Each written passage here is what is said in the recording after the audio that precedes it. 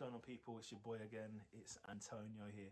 If you don't mind liking and subscribing and leaving a comment below, you can also follow me on Instagram. The link's below as well. Also, okay. So let's talk about the fight at the weekend. It was Calvin Kattar versus Giga. Great fight there. But let's talk about the co-main event first. You had Sherman versus Collier.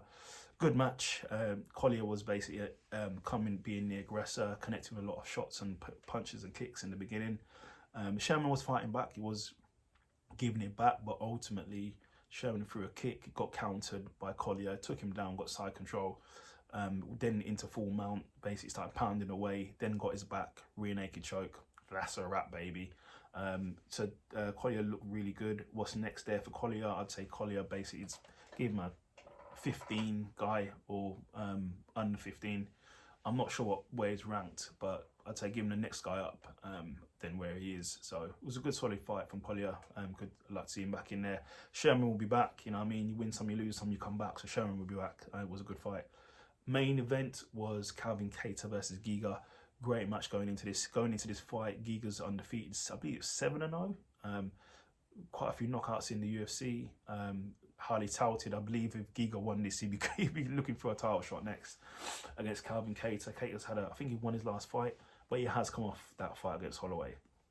In the beginning, Giga was connecting with some really good kicks, teaks and kicks to the body, and with the strikes. But what it was seen was Calvin started piling on the pressure, walking him down, jabs, walking him down, and then he managed to get the takedown in the first round. So taking down the striker, you're gonna blow them up a little bit, get them working to get back up. It's gonna fatigue him a bit quicker by making them work to get off of their feet, which was a really good game plan by Calvin Kattar to get Giga on his back because he's known as a striker. So it's gonna tire him out quicker, trying to get up and trying to get off his back to get back to his feet to strike.